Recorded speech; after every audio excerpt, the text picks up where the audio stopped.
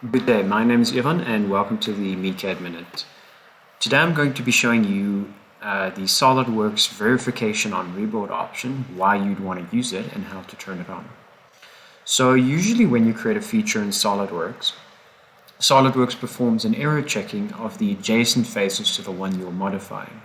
So in this case what I'm going to do is I'm going to create a sketch bend, select this line and then select, let's just select this face here, and now you see I have this bend, although these two are intersecting. Now normally you'd get an error stating you have an intersecting body, but because the face we're modifying is not adjacent to the face that's intersecting, that check doesn't happen. So in order to have that check happen, you go to your options, performance, and turn on verification on rebuild.